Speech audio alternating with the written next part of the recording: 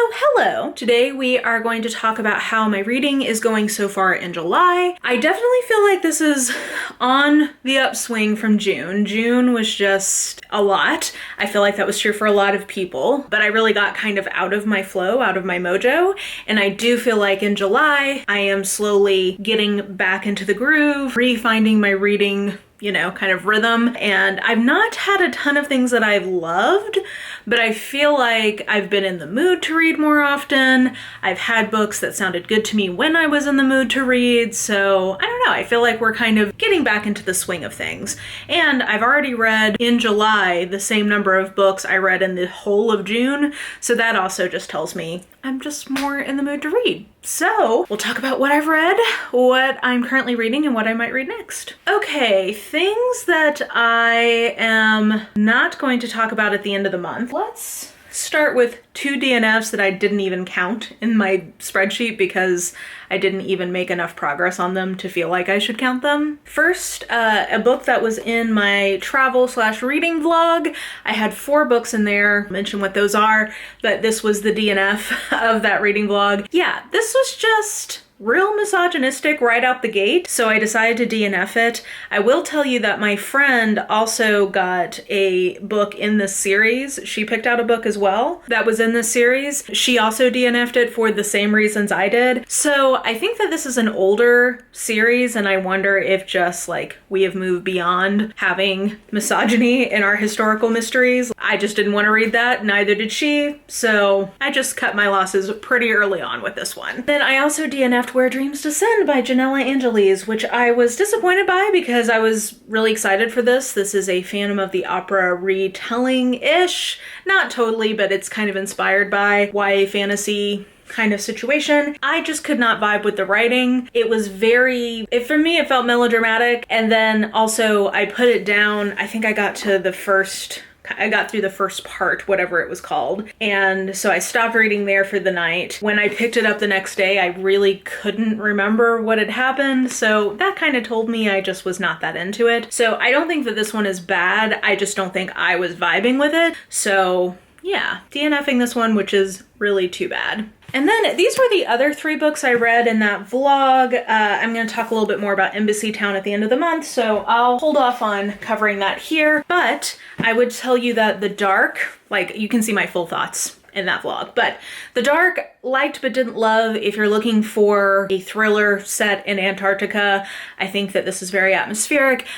I didn't love the main character and kind of her motivations, but it was fine.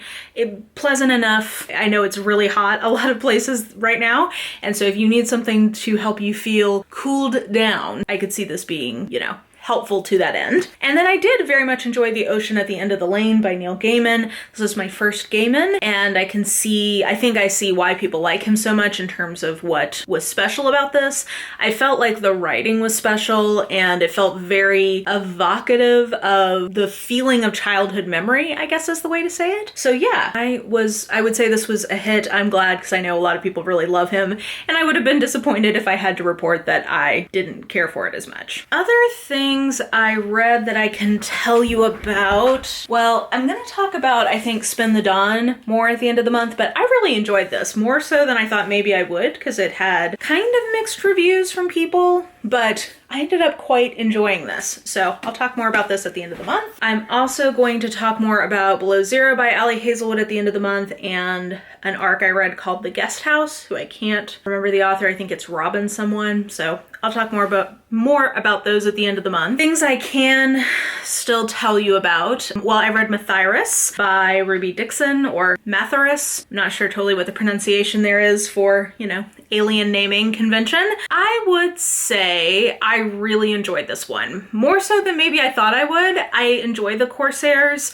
It's a series that I've been liking, but I don't know. Some of them I found to be just too long. Actually, most of them I found to be too long, at least in the most recent series, because they start off as serials on her Facebook page. And I don't think she really does a lot of editing before she publishes the full story. So I've often found them to be quite meandering, and therefore the plot kind of held it back. But this was one where I felt like the plot actually moved along at the clip that it needed to.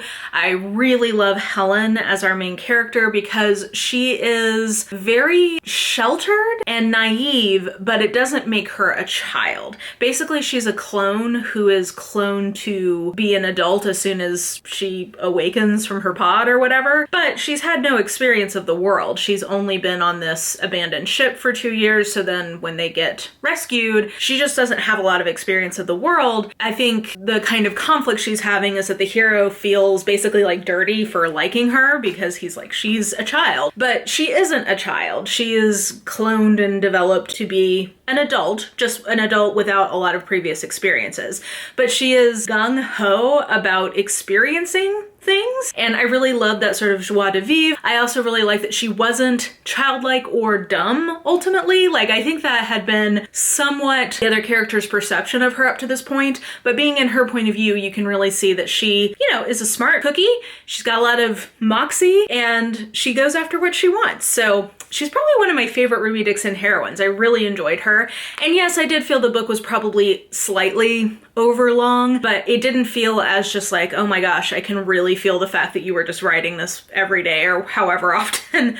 It felt more focused. So yeah, I actually really liked that one. I gave it, I think, 4 stars, which I think is the highest I've given any of the books in the spin-off Corsairs series. So I liked the macro plot stuff. I liked the romance. I liked the characters. This one was just really good, I thought. Oh, Station Attorney by Mer Lafferty I read, which is another sci-fi book, but this is a sci-fi mystery. Basically with the conceit of what if a character like Jessica Fletcher or Miss Marple, who seems to attract murder wherever they go, actually is attracting murder wherever they go. And so to try to save lives, they flee Earth to go to this space station with only 1 or 2 other humans on it so that hopefully nobody else will die. And then all of a sudden a big ship of humans is coming, so what's gonna happen? That's kind of the conceit.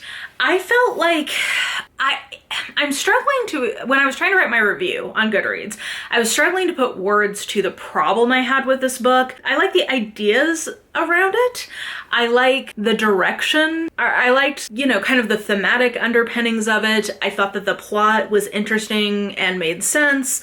I thought the character types that were involved, I could see why she picked the different character types for the story. So I felt like it was a well thought out book, but there was something about, I want to say, the flow where I can't quite put my finger on this. I've not had this problem with any of her other books that I've read, because I think that this is the 4th book I've read from her. I read those 2 urban fantasy ones, the Shambling Guide ones, and then I read 6 Wakes, and I really, really like 6 Wakes. That's probably one of my favorite sort of speculative mysteries I've ever read. I think that this proves, I should say, that she is quite good at speculative mystery plotting. I think that that is a skill set of hers, but there was something about the writing in this where I just had a hard time flowing with it. Like, I never could get fully immersed in the story. I don't know. I was reading it at a time where I was sort of getting my, you know, kind of reading mojo back, so maybe it was me, totally possible, but for whatever reason, I just had a hard time fully getting into the flow and fully sort of like immersing myself in the story. But I think on paper, everything in it was good. So I gave it 3.5, mostly just because I, for whatever reason, was having a hard time flowing with it, but I liked it. I would recommend it. I would read more. I think that it seems like this is being set up to be the first in a series, and I could see myself reading more. I think some of the alien work that she does, alien work, I don't know what that means. The world building and the kinds of aliens she puts in the story, I thought were interesting. So I liked that. Anyway, I would try more. This first one, I think I just had a hard time fully getting into. What else? I mean, I read a couple of other random speculative things, a couple of other random historical romance that I don't have much to say about. Oh, the last thing I can tell you about, the chonkiest thing that I read, and I messed up the back cover, devastation, is Fool's Fate by Robin Hobb. This is the conclusion of the Tawny Man trilogy. And I have mixed feelings about this. I definitely can say with confidence that I think Robin Hobb is the queen of the second book in a trilogy, because in all three of the trilogies I've read from her, the second book was far and away my favorite. That continues to be true. Golden Fool was my second favorite book I've read from her. I thought it was absolutely fantastic. 5 stars, great. This one, there are such highs in this book. There are such emotional moments that I thought were great and really resonant and, you know, made me cry. I definitely cried reading this. I think thematically this just hit me where I was living too, because I was just sort of in a like, I don't know. Like I just had a milestone birthday. Not that 35 is like the biggest milestone, but you know, every 5 years I feel like it kind of gives you a little bit of pause. I've just been very reflective on the nature of sort of like growing up or aging.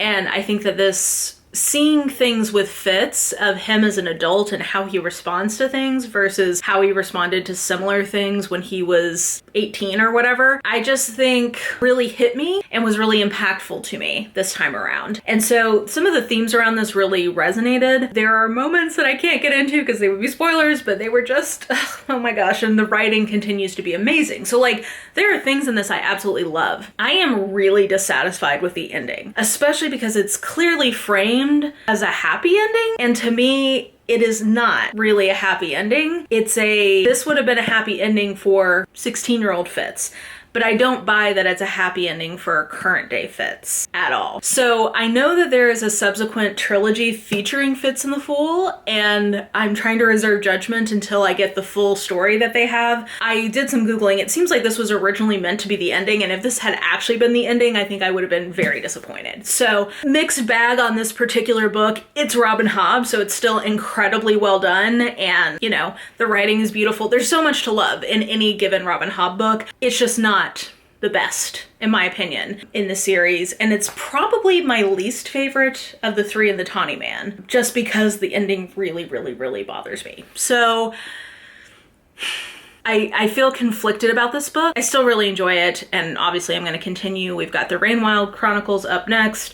So only 2 more series and we'll be done with Realm of the Elderlings, but this one, good, really good even, but not one of her very best in my opinion. And then what am I currently reading? Let's see here. Okay, well, I started Life's Work, and then I accidentally left it here instead of taking it with me on vacation, so I didn't finish, but this is about the moral argument for being pro-choice, and I love this as a project. I will report back on how I do with this, but so far, so good.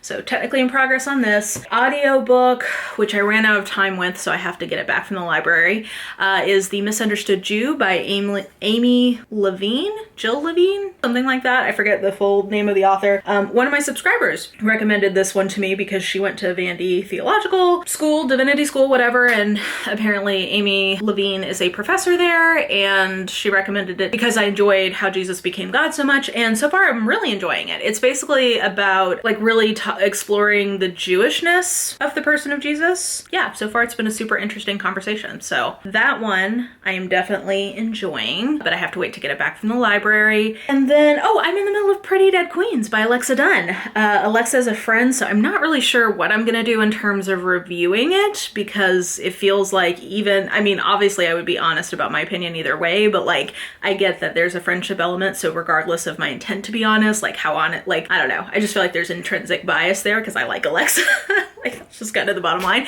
But I am really enjoying it. It is Mara Catnip. Also, one of the main characters is called Mara, so whatever, you know. But basically, it's kind of a YA thriller set in a Cabot Cove-like town. Secrets from the Past. Writing's great so far. I'm really into, I feel like each book I've read from her, I feel like it gets better and better. Just like even from a writing perspective, which makes sense. As we do things more and more, we get better at them. But I definitely feel like so far the writing itself is the best of the 3 books that I've encountered from her. And yeah, that one comes out in October. Do I have any other arcs I need to, oh my gosh. Sorry, you're moving because Hastings is trying to mark the tripod as his territory, which we all know. We know that this is your tripod, not mine, not yours. This is Hastings' tripod. Anyway, I forget what I was saying. Oh, yeah, okay. I guess, yeah, in terms of what I might read next, I was trying to think through what arcs I was wanting to get through this month. So hold please, let me look at my list. I'm actually doing really well on being ahead with arcs. So I guess the other October arc that I have out right now is Such Sharp Teeth by Rachel Harrison, which I believe is a horror, like kind of a lighter version of a horror novel about maybe werewolves. I don't know. I was intrigued by the back copy. I've not read something from Rachel Harrison, so I thought I would give this a go. Any other ones that I have out right now? No, but oh, okay, yeah. I do have one physical arc that I'm hoping I'm gonna read, and these will be my last kind of thoughts on things I might read. Oh, sad. I got gunk on the cover. Man, okay. I got a copy. Oh my gosh, Hastings, could you not? Could you not? Can you tell that I'm about to talk about Marple instead of Poirot and that's why you're mad? Okay, Marple. This is a collection of short stories featuring Miss Marple by different mystery authors. And I'm so excited about this. We've got, let's see here, we've got Ruth Ware, we've got Alyssa Cole, we've got Lucy Foley, hopefully that goes okay, Karen McManus and Val McDermott and Lee Bardugo and Ellie Griffiths. So many people. And I'm really, really excited for this. This comes out in September, so I very much appreciate William Morrow for sending me a copy of this. So this is another one that I'm hoping I'm gonna get to this month. Very upset that I gunked the cover of it up. But I think that's about all I have to do in terms of arc reading for this month. And I'm well ahead, so that continues to be nice. Though it does look like I have 5 that all come out in November. So if I could get to 1 or 2 of those, probably that would be good. And then the only other 2 things that I have on my TBR, one is Warcross by Marie Lu, which is a YA sci-fi thriller, which I've heard is very page-turnery and fun. I'm excited for that. And then Walk on Earth a Stranger by Ray Carson, which is a YA Western-based fantasy. And you guys know, I really love YA Western fantasy. So those are the only other 2 that I'm hoping I get to, aside from just some good old-fashioned mood reading. So wish me luck. So yeah, as you can see, I'm kind of getting more back into the groove, which feels nice. Yeah, vacation is always fun, but I'm a homebody. I've realized I am, I'm a Cancer sun and I'm a little hermit crab who likes to stay in her shell. So glad to be back in my little house and settling back in with the kitty cats and just getting back into the normal routine of life. So yeah, I'm gonna keep on reading, keep on living. Let me know how your July is going. Hopefully you are staying cool if you are in the Northern Hemisphere, because it has been hot as Hades everywhere, I feel like. And let me know what you're reading right now in the comments below. So I think that will do it for me. If you enjoyed this video, please like, subscribe, follow me on the social medias if you are so inclined. I have all that information listed in the description box below, and I think that will do it. I hope you're having an absolutely lovely day today, and I will just talk to you soon. Bye!